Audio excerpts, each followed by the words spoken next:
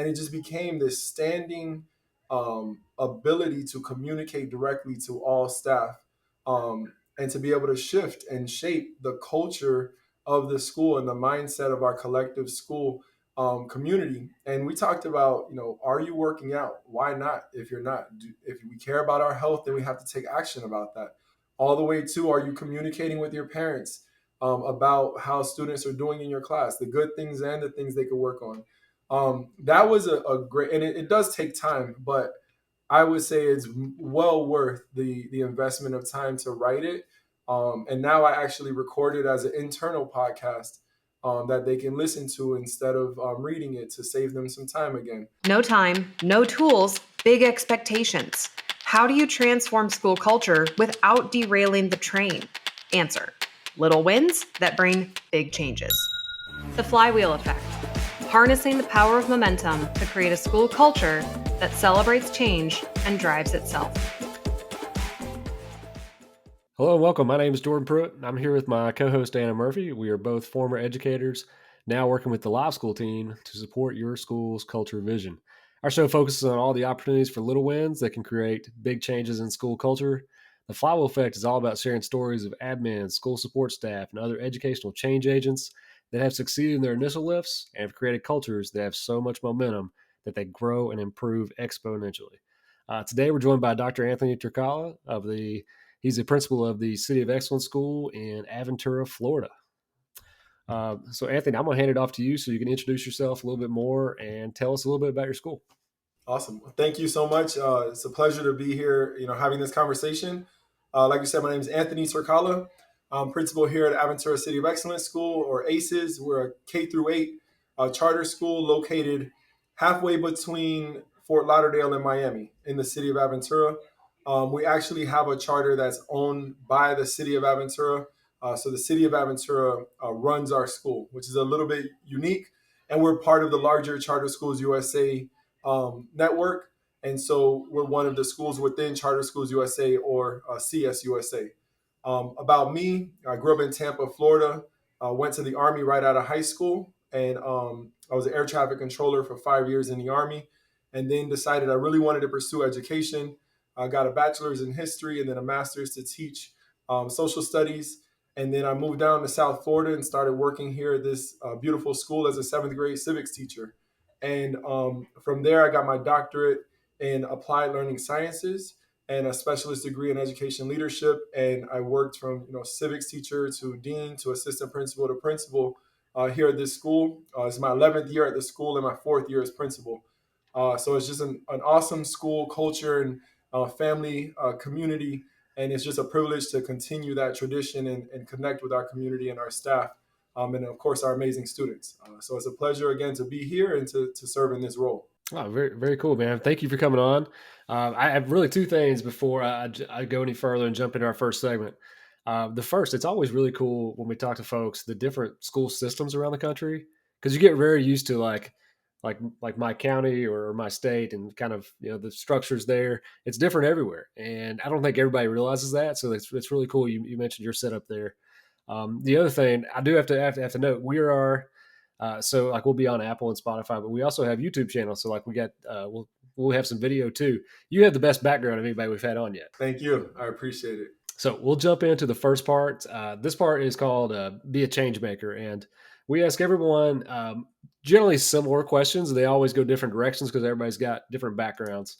But this part is really for our listeners who are thinking about scaling up the culture in their district, but not just that, but themselves as well. So like, how do they get themselves in position to make changes? So this is like career lifestyle stuff. It's a chance for you to kind of tell about yourself and tell about your experiences.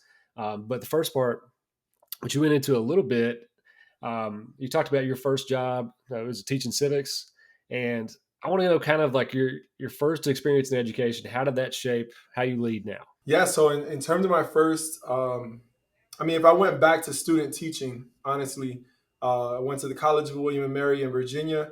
And so I did student teaching in Hampton, Virginia at Phoebus High School. And I taught 10th grade human geography.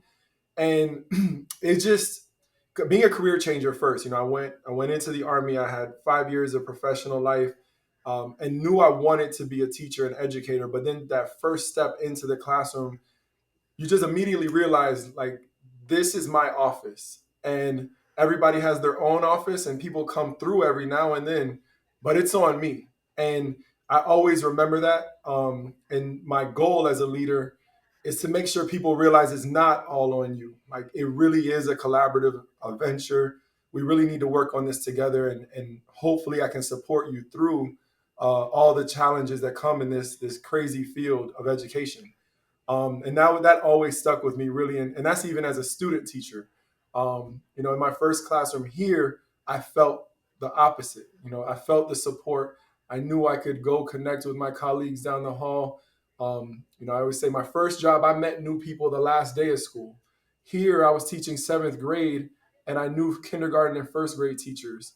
And you just could see the difference the culture can make for an educator, and that obviously translates to the students when you feel that level of connection to where you are. And what do you think informed the culture at that school? What made it so strong? What initiatives have been in place, do you think, before you got there that cultivated that? Yes, I mean, I think it starts with the we're one of the elements here is we're a charter school. And again, as a charter school run by a city that's part of a district and operated by a management company, is you have all these different stakeholder views, but ultimately it's on us. Like we have to figure it out. And there's just a real bootstrap mentality. It's what needs to be done and who's going to do it. The conversation is never whose job is it, or is it my job, or what time is it because my contract hours are up. It's always what needs to be done. And that starts by example. I mean, if you see the leaders stepping in to pick up trash and run lunch duty and be out at car line, if they're saying, I'm going to do what needs to be done, the staff will say it. And so that was really, I think, the biggest thing is just the example you see from the leadership. That kind of like that servant leadership deal, that's something I think it translates no matter where you go and what you're in. I think that's a big deal. I am curious on your school. How long has your school been around? So this is our 19th year of operation. Yep. So 19 years. And so there was a first principal, an opening principal, founding principal. And then 2 or 3 years later, my predecessor, my mentor, took over. And then she was principal for 15 years, I believe. And then um, I had the privilege of being able to take over and continue her legacy from there. And so, um, 18 year or 19 years of operation. And then uniquely, I taught here and every other administrator taught here. Like every leader in our school taught in our school. And so when we say we know what it's like to be in your shoes, we literally were in your shoes. And I'm principal over people who was my team lead when I got here. And so it's just a unique community that will accept that and can have that relationship and still hold each other accountable at the same time. Because again, it goes back to the mission. We're here for the students. So everything we do is centered around that. Yeah, I don't have so much a question, but just a comment that that's amazing when you have that longevity of careers, especially within a school, but in any organization. Like that is such a testament to a culture of a place that people want to stay and grow their career. Because a lot of people, I think, they think they have to leave where they currently are to grow vertically, professionally. So I just really a testament to the organization. I'm impressed. Yeah, so that reminds me of a saying I say a lot is I feel like my job is to train you and prepare you to the point where you should leave, but make the culture so great that you don't want to. And so we have teachers who no doubt could be administrators if they just put in a resume, and administrators who could no doubt take a next step if they just put in their resume, but they're accounting for the culture change. And again, I really think leaders have to have that mentality, and they see it, through professional development and opportunities. And I'm pushing like, no, go try these things. But again, I don't want to lose them, obviously.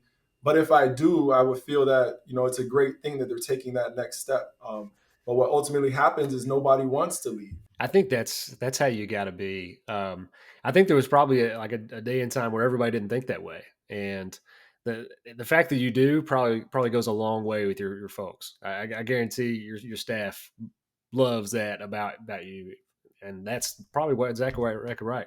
They're going to stay because you're building them up, so they could leave if they want to, which is a big deal. The second question in this section really has to do with your experience at where you are now at Aventura, and also like your experience student teaching. You can even bring some military pieces into this if you'd like. Um, but from your perspective in your travels, I always like to ask folks this question because everybody's seen different things. What stands out as strong indicators of good school culture to you? I mean, immediately, just when you're walking by everyone, their facial expressions, their body language, did everyone say hi to each other authentically?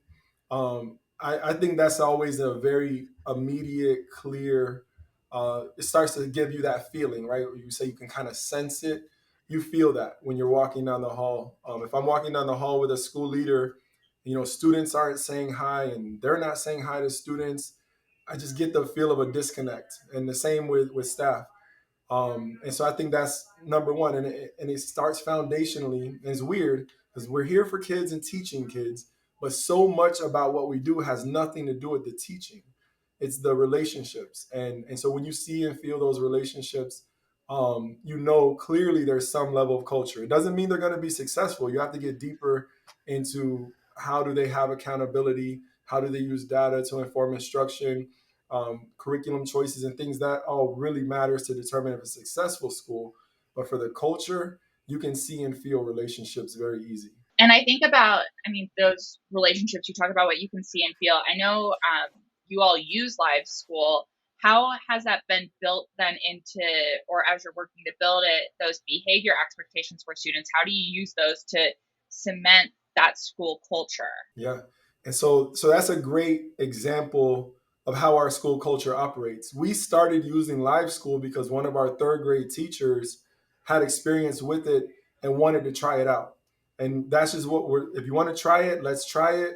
You already have the passion behind it. So our whole third grade team used it as a positive behavior system. And partly because of what we all know is happening in schools, the behaviors have escalated to a level we've never seen before.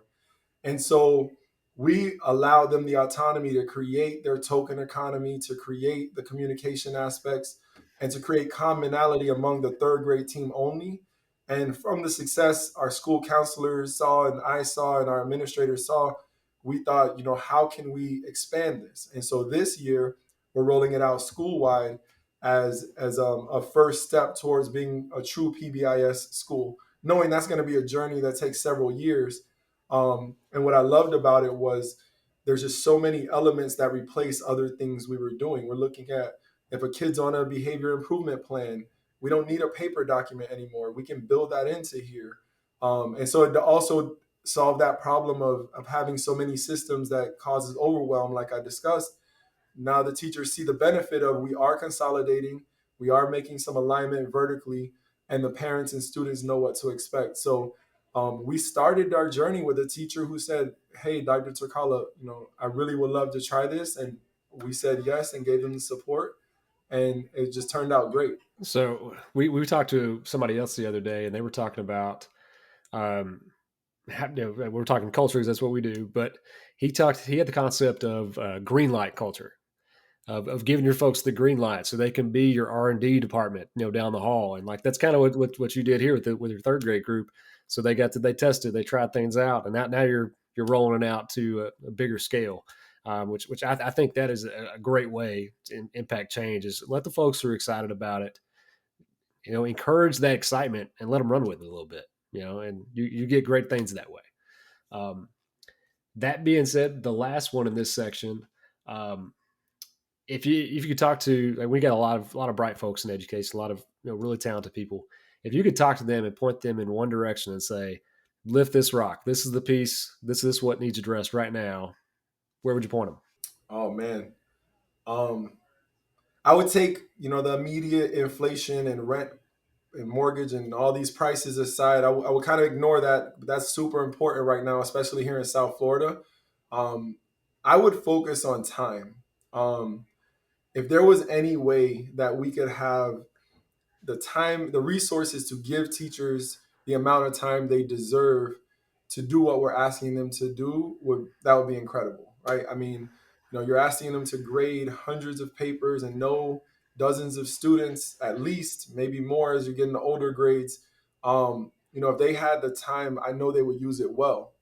And that's something that's very difficult. Even with federal funds that have come in and we've been able to temporarily expand our staffs, you still find that pinch point of, how do I get them on common planning or give them release time to go focus on what they need to do and keep the students gainfully engaged. Recess duty, lunch duty, all those things. If we can remove all of those, I know every great leader tries their best to remove as many of those. But if somebody could find a way to give us the resources needed to let teachers have, I think, at least as much time to evaluate teaching and learning as much as we're asking them to do the teaching, that would be incredible. I think that is, and I'm right there with you because I've had some conversations about that specific topic with other folks too. Actually, not on this podcast, about the time that we are asking folks to be FaceTime with kids, and they don't get near that time to plan it. They don't get that time to look at the data from it. Especially when you compare it to like other countries, that they figure that out, and we need to find a way to figure that out for our folks if we're going to improve. Because there's so much benefit there to be able to even go down the hall and observe another teacher, which that's something that has come up a couple times, which I think is it feels like an easy thing to do, but it's not with schedules. It really isn't an easy thing to make happen. And I was just going to say there too, it's that going down the hall to observe another teacher, it's going back to that like R&D concept, right? And giving the, like, think about getting buy-in for something like a live school or any type of product you're implementing, any type of program, for teachers to see it in action. It builds that buy-in. We call this the flywheel effect, and we think about those small changes, right? And even just allowing a teacher to see something in action, it can give them that spark, then an inspiration to take it back to their classroom as well. So that's all I wanted to add there. So this one we call the "Let's Move the Flywheel." This is where we're really talking about culture changes and those little wins we can find in our buildings that create that momentum down the road. That's why we titled the podcast this. So we're trying to find the little things that everybody could do, and if it could be very specific to you, that's fine. But we're trying to inspire folks if they can find those little things. You never know how much better your culture could be if you can have those little wins. So the first one is, can you share a story of a small change you led or observed that deliberately changed the culture of a school? Yeah. So I've talked about this before to a lot of people. I created a newsletter my first year as principal, called Mindset Monday. And our theme that year was Mindset Matters. And the idea was, I'm coming in, everyone knows me, but it still has changed. After 15 years of one principal, there's change. Florida they were under review for standards at that time, so we knew more change was going to be coming at some point. Had no clue COVID was coming, but it happened to be the year that COVID occurred. And so every Monday, I would put out a newsletter that focused on any kind of topic that shifts your mindset, focuses on mindset. We were able to talk about school policies and different things like that. And I knew it was going to be beneficial, but I didn't know so many staff would look forward to it and say, I gained this out of it and I saw this, or like it said in Mindset Monday. And it just became this standing ability to communicate directly to all staff, and to be able to shift and shape the culture of the school and the mindset of our collective school community. And we talked about, are you working out? Why not? If you're not, if we care about our health, then we have to take action about that. All the way to, are you communicating with your parents about how students are doing in your class, the good things and the things they could work on? That was a great, and it does take time, but I would say it's well worth the investment of time to write it. And now I actually record it as an internal podcast that they can listen to instead of reading it, to save them some time again.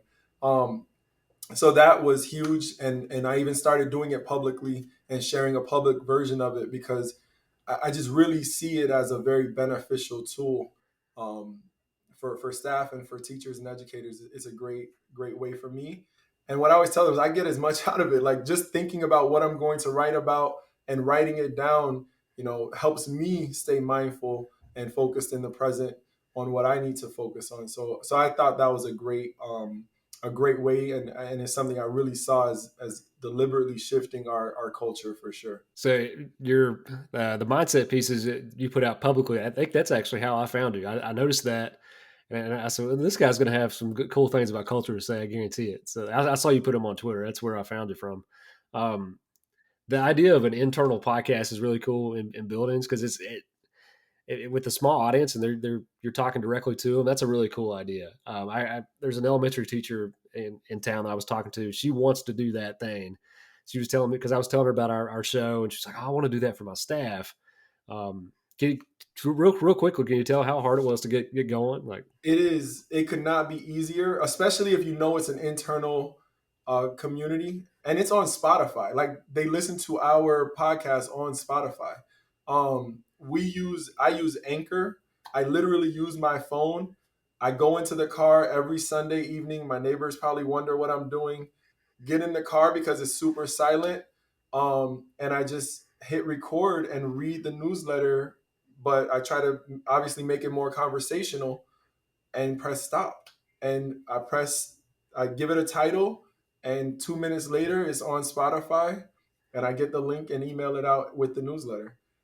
So it could not be easier, especially if it's an internal community that you don't feel the need to be perfect. It's a great way to get it out. well, very cool. And you're meeting your folks where they are. 'Cause like the newsletter is a great idea. We did a newsletter and I had like a standing like blurb in it called the Behavior Blitz. I put out behavior tips every week when it came out. Um, it probably would have been got reached more ears if I did it via an audio version too, because they could have listened to it on their way out on Friday instead of having to stop and read it on Friday. So very beneficial. Really cool you're doing that. Anna, do you have anything you want to add there? Like this type of communication, like personalized communication, I think it's so powerful from a leader especially. And I just think about like even if parents found this, right, or students, right, like getting that idea of like you're talking about like mindfulness or taking care of yourself, getting out there and exercising. Just when you think of your principal, I mean, teachers, it's your principal can be intimidating if you don't have the right relationship with them, but especially with students, right? You go to the principal's office, you're in trouble. It's rarely for a good thing, but to hear their voice encouraging you, I just think there's such power in humanizing yourself as, one of them. I just celebrate that. It's something that the best leaders I worked for in education were really good at humanizing themselves and making sure that interactions were not always when you were pointing out something negative, but when you were trying to inspire them or point out something really good. Yeah, I agree absolutely. Speaking of humanizing, you mentioned folks walking by seeing you recorded in your car. My behavior blitz has kind of turned into, because now I do behavior tips on Instagram and TikTok. My neighbors seeing me film TikToks is one of the funnier things. That's It's hilarious. I can see them looking at me. I'm like, I'm just recording something. It's all good. Question: is it just for your staff, or do you push it? Do you have a version for parents? Can kids listen? Yeah, so I started that last year again, thinking of trends. We all noticed teachers were way overworked, overstressed, thinking personal home. So I thought, how do I make this newsletter even easier for some staff? And so I started it as a podcast, and I only did it for staff last year from spring break on. And then this year we're looking at ways to do something for the families. And so my initial idea is just to do, instead of the staff version as a podcast, to do the public version, and it's usually the same content. I just talk more third person. I don't say us and we. It's more you and your. But at the end of the day, we're definitely going to find a way to engage students and parents, and encouraging our grade levels as they do newsletters or whatever it might be. I mean, because usually the text is done. You've already written it, and you're going to send it as an email that we all know gets skimmed. So, if they're going to be going for a walk, or they're walking their dog, or they're riding in the car, it's just an easy way to get attention. So, yeah, for sure, we're going to expand it. I could see there being some benefits there. I don't know anyone who does this for their parents, but it sounds like you've got a good plan and like it's going to work. I could see there being a lot of relationship benefits to that. So when you make that, you have to make that phone call home that you got to make. They've already heard you multiple times in a real positive way, even if it it's just about the school and not specifically their kid, or on open house night, they probably would have a much better relationship with it because they've had some interactions with it, even though you may have not been directly because you put it out there for Yeah, and so tied to that, um, another saying I say a lot is I feel like whoever initiates conversations or communication dictates the pace of it, and oftentimes we let parents initiate the conversation about something they noticed or thought or saw or heard, and if you started the conversations heavy from the beginning, um, there's a relationship there and an understanding that you do care because you said it before they asked you if you cared. And so I agree that it's a powerful way to shift conversations. there's the idea in like behavior management and classroom management of like pre-corrections where you're kind of getting in front of something like this is going to be a problem so you address it. Like this is a much bigger like kind of a PR version of that, like if you see things down the road, like you can kind of pre-correct before you get there because you developed this audience and you developed a relationship with them. So yeah, I love it. I think it's going to be really cool, man. Or I think even, when you're rolling out live school and there are those behaviors, right, like that you're trying to encourage students to have, you can see what behaviors are students are getting demerits for or aren't getting recognized. Some schools don't do demerits. That's great too, but you can see which ones aren't getting rewarded if students aren't exhibiting that. And I just think through like to put that out on a podcast is, a challenge for parents to promote that, right? Or like, hey, as a community, we're really going to prioritize, that coming to class prepared, like here are some tips on that or whatever. Like, I just think it's a cool way then because I love data, I'm such a nerd, but you could then see the data of that maybe going up as well. And I just think it's really it's such a cool way to then bring that initiative out to the larger school community. Yeah, no, I agree completely. No, I'm really excited about that component of communication and continuing to grow our connection with our community through that. So the follow up to that one, actually, that's one that's working, and I think it's going to be that it's going to pick up momentum. Like that's kind of what we're after here. Can you think of a time, and this doesn't have to be something you did; it could be something you observed that a change failed. And the reason we always throw this question in there is because I feel like we learn a lot from mistakes. I'm a former coach, and like I always used to say, like it needs to break in practice so you can fix it before the game. Like if it never breaks in practice, it's going to break in the game. So you got to find like look for those things ahead of time so you can think of something that it didn't work. In terms of school operations and school communication, I would say I wouldn't call them failures, but we definitely pivoted and shifted. So, just thinking the newsletter, I was only static with writing, so now I'm recording it. I think always shifting that way is super important. Our behavior plan at the start of the year last year failed. I mean, we were not ready. We did not know that's how everyone was going to come back. And so we tried to have a global. We had a great global tier one system, and it caught most students, and they were able to correct their behaviors. But we saw several groups of extreme behaviors that we really just did not handle quickly enough. We didn't get in front of quickly enough, whether it was communication with the student, communication with the parents, collaboration among the teachers. It took us a while to really realize, okay, this is a real problem that we have to grapple with around just general compliance and decency. And we felt like it was just from a lack of structure. As my theory is, the world has been chaotic for a while. At that point, the kids were like, is school open? Is it closed? Do I stay home? Did I close contact? Do I quarantine? Can I pretend I was close contact so I can quarantine? Like there were so many options available in life at that point that the structure just kind of lost itself. And we're still going to keep dealing with that. But, we realized the problem at some point and we just started, figuring out how do we differentiate our discipline, right? We obviously want to focus on the positive. We obviously want to have restorative justice and all of this, but we also have to create an environment where everyone can learn. And so we really just started getting very creative of individualizing the approach based on the situation, using counseling and support, meeting with parents, being very explicit. Like, this is a major. We're not just meeting for fun. This is a major thing for us to figure out together. And so I would say definitely, if you looked at failure, it was going into something that we should have known was going to be so different with our same old policies. And I think that created in us all summer a lot of strategic planning, uh, thinking through potential scenarios, solidifying roles and responsibilities as clearly as possible. All of that to know whatever happens when the start of the year comes, we'll be ready to address it. I don't think you're alone in that experience. That's pretty close to what I experienced too. I was in school last year, um, and I found that tier one was pretty close to what we thought we expected, but the tier two and three was a lot more intense than we expected too. And I think a lot of folks saw that, and it's probably for a lot of the reasons you're saying.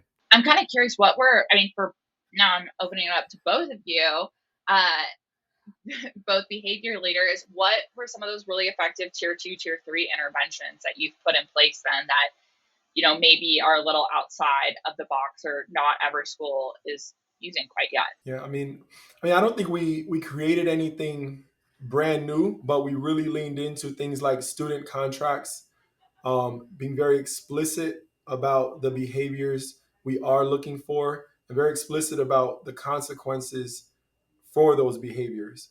Um, Making sure that we had a lot of conversations, check-ins. We used to just, like, we have a phone policy where it's supposed to be away, but you can bring it, and then you could take it back out at the end of the day. All students have devices from the school connected to our secure network, so there's really not a reason to use your personal device. But then when a student might have lost that privilege, instead of just saying you can't bring it, we wanted them to bring it. But our assistant principal had a great idea where they were turning it into her.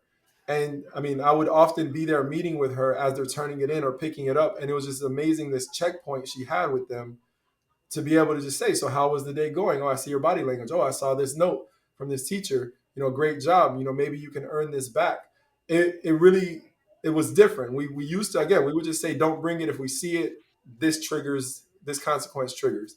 It was her idea, and it really worked well. And a lot of work, obviously, on her part, but it really worked well. Another unique one is we K8 is chaotic. It's 9 grades, but it's beautiful that we could take seventh graders and put them in a third grade classroom to help as a consequence. It's not really a consequence. They love it.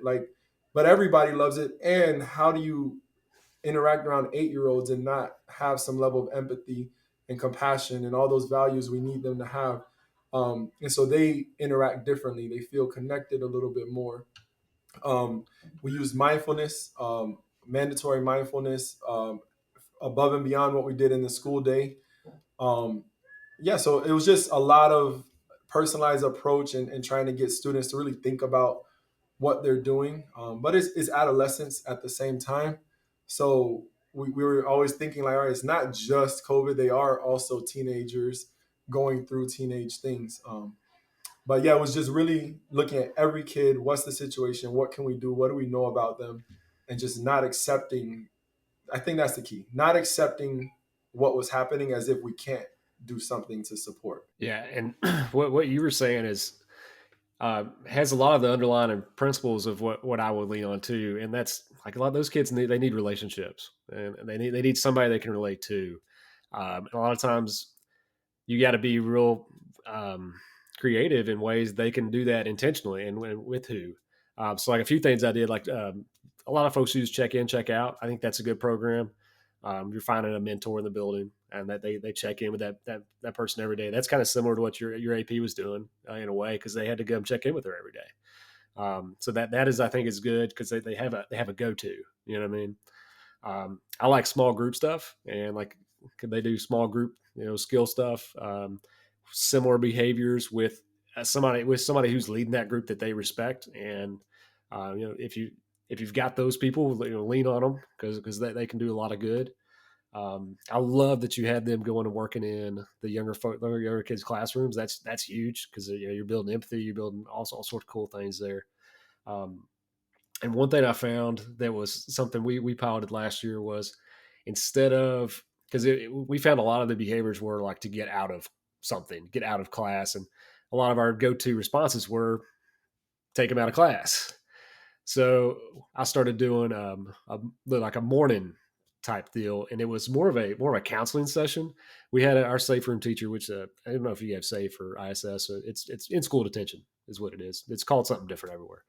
But our safe room teacher, she's absolute great person, and runs a tight ship, but the kids all love her. So like I would assign if a kid was like obviously trying to get out of class, like they were trying to get in trouble to be out, I would assign all like the morning before class started would be what we called morning with Months. Her name is Months. So, but it's all relationship stuff. You're finding ways for them to have somebody they can connect to in the building. Awesome.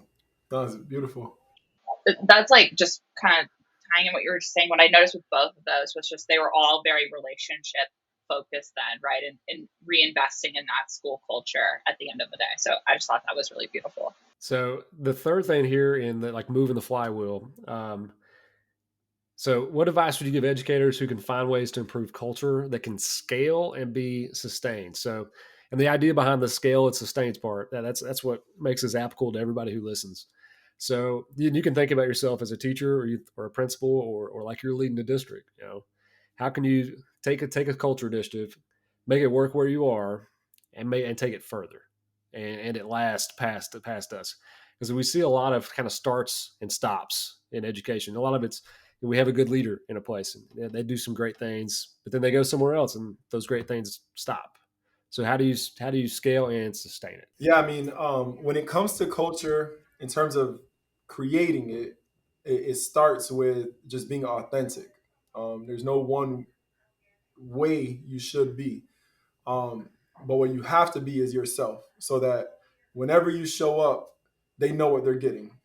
Because if you're not authentic, you can't be consistent. If you're not consistent, then they're not going to want to be in a relationship with you because they don't know who you are and what they're getting. So that starts with creating it. And I think humility and humbleness is just you can't be an effective leader in this day and age without it, which leads to you being able to give authority to others. And then when you give that authority and there's clear roles and responsibilities and clear chain of command, you are developing capacity across the school. So it's not contingent on any one person. If you're that great, it's wonderful. But once you're not there, or if when you're not there, which is going to happen from time to time, all of it falls apart. So building the capacity all the way down.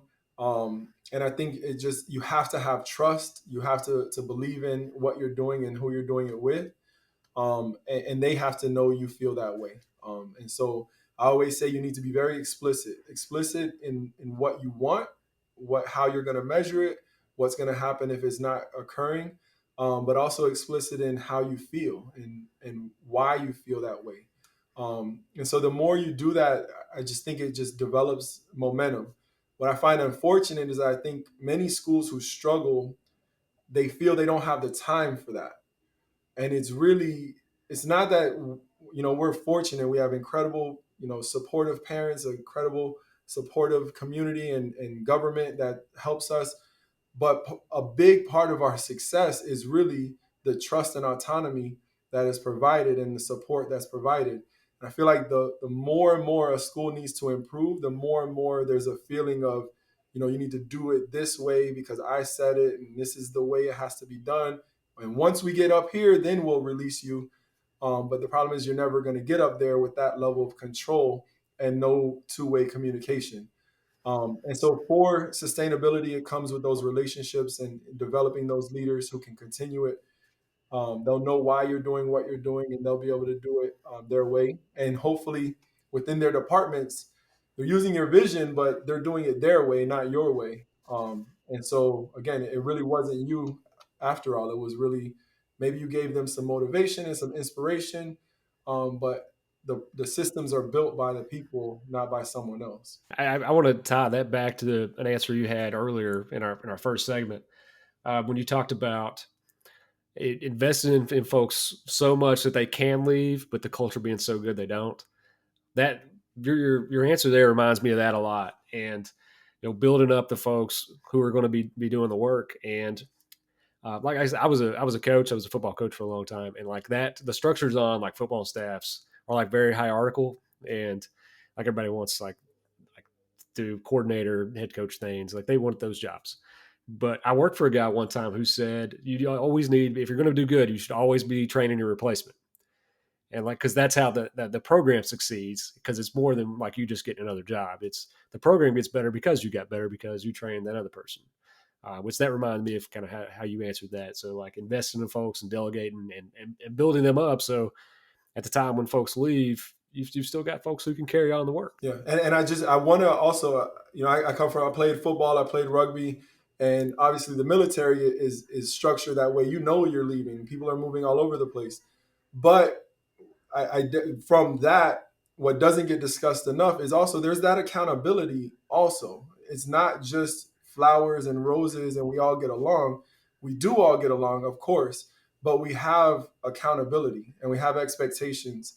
And again, speaking of what COVID created, there's among the adults also, and for many good reasons, daycares changing their hours, quarantining kids, whatever it might be, there's been a lot of lack of clear, consistent expectations and understanding of how there will be any kind of follow through on those.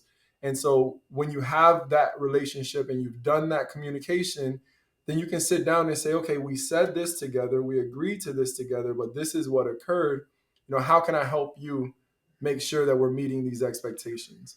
And if those conversations are happening and the expectations are still not being met, then maybe it's just not a fit culturally for the school, and you have to be ready to make those decisions equally. And because if not, then the culture starts to deteriorate from the other end of everyone who's doing all of this work, saying, "Well, I like that we're friends, but we also have jobs." And so you have to be very clear on your expectations and your follow through on those as well. And that's something in football that while they're doing all of that, the scoreboard is going to tell you at the end of the game whether or not it's working. Yeah, and like that's something like even when I'm talking to folks about even classroom management, like relationships and discipline are not two separate ideas. You know what I mean? Like you need to have good relationships, but to do that, there has to be discipline and respect on both sides. So you have to meet both sides have to meet expectations, just like you were saying. Like for the relationship to mean anything, the discipline has to be there, and they have to rise to the standard there. So we're at the end here, Anthony, and what we're going to do. I want to, if folks can find you somewhere on social media, I want them to be able to find you. If you've got any projects you want to plug, now's a great time to do it. We'll obviously we'll have your Twitter handle in the show notes, but anything else you'd like to share? Yeah, I mean, Twitter is really what I use. I just use it for professional reasons only. I like to connect with educators and leaders. And so at Principal Turk would be the best one on Twitter. I'm always checking. I come and go. You know how the year has peaks and valleys. But Twitter is definitely my preferred method of communication for professional reasons. And I would love to connect with anyone who wants to talk and grow together. I always say, we connect and we grow together. That's what we do here. And can anyone listen to your podcast? You said it's on Spotify. Could they find it if they want to hear it and see what it's like if they want to roll it out? Yeah, they certainly could. So at that point, it was definitely geared towards our staff. What I would say is connect with me on Twitter. You will see the public Mindset Mondays that will start back here in the middle of August. And my goal is to have a podcast embedded in that one as well. So I'm currently teaching a master's level education leadership courses, and we're running the school and all of that. And so my goal is to run a public podcast, but obviously to have business here first. But no matter what, I'll continue the newsletter, and I would love for people to check it out, give feedback, and share it. I just think it's great information that would move any school forward. Honestly, I'm gonna make a prediction here in a couple weeks after we post. There's going to be principals running a podcast in their schools all around the country. That's coming. You're going to inspire a bunch of folks. it's what I love about education. That I was saying, I love that about education is that everybody's just in it to make each other better. Like it's not. I mean, I'm sure there are some people who have a mission of I don't know, making money or followers or whatever it is that they're going to make. I think most of us see through that and don't kind of go that direction. Uh, but it's really like just this cycle that the more you do it and the more you connect, the better you get. And it's just a beautiful way to grow. It's unfortunate every career field isn't that way, but I love that about education, and that's exactly why I chose this field. I always say it's the best field you could possibly work in. The most difficult, but definitely the best one. The flywheel effect, harnessing the power of momentum to create a school culture that celebrates change and drives itself.